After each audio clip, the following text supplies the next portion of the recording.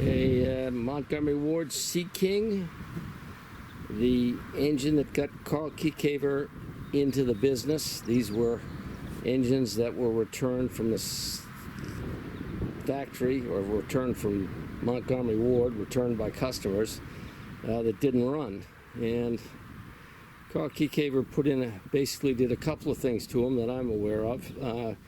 He put in a crankshaft that wasn't 5-piece; it was a single piece. He bought them, I think from what I understand, the crankshaft came from Sears Roebuck. He bought crankshafts, put them in, they were the same size, and used those to fix the engines. The 5-piece ones, the crankshafts would shift the timing and bind up, and they did not work well. I have an earlier running Thor, which has about a 60 RPM range of motion from wide open to idle to wide open, which isn't much. Basically, it runs one speed and that's it. This one runs quite well. Kieckhaver, as I say, put in the new crankshaft so they were stable. And the other thing he did was he put a tickler on the bottom of the carburetor so you could lift up the float, or lift up the valve, and gas would flood and you could start the engine. The original Thors did not have that, and consequently when you turned on the gas, you really didn't have any gas there. The only reliability you had was to crank the engine over and over and over again until there was enough gas there to start the engine. This way you can essentially choke it. That's a 2-port 2-stroke, which the dashpot actually lacks like a reed valve. It closes when the piston's on the downstroke and only opens on the upstroke when there's a vacuum, and pulls in the fuel through a little hole in the side, and then the valve closes.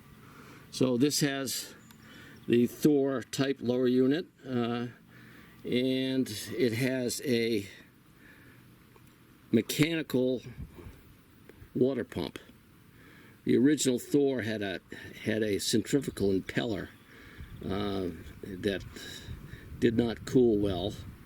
The 36 that I have, like I say, it's one of the reasons it doesn't. You idle it down and it can't cool. It doesn't have enough water pressure to keep the engine cool. So that's why it won't idle down, and it won't. When you speed up, it just can't handle any more speed. But this engine was. Carl fixed the stuff. This engine runs very reliably, idles well, and it's a nice running engine for what it is. Inexpensive. This rig right here is an arrangement so you can pull this out and make a carrying handle. So you can see that carrying handle held in sideways, or you can put it in like this and catch the pinhole and flip this thing up and hopefully get it to go in, which I'm not having much luck with one hand, but you can see how it works. Single screw, thumb screw, seems to work quite well, and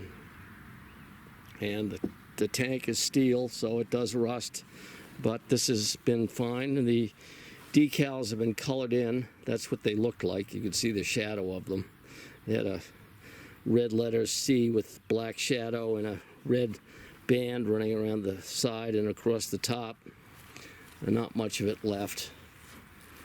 And as I say, it's a nice running engine. So this is what really got Carl Kieckhaver into the business, is this engine right here. He had the leftovers and he wanted to make some money, so he fixed them for Montgomery Ward and got orders for more. As we'll see in another video, next year the engine's quite different, and that was his customer.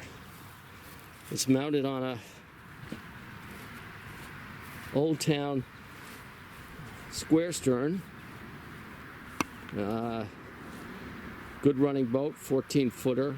Came with sponsons. This one's a 1935 edition, and it came with sponsons or without. This one originally had sponsons, but the guy who had it before I did started the rebuild. He didn't put them on, and I didn't like them, so I didn't put them on.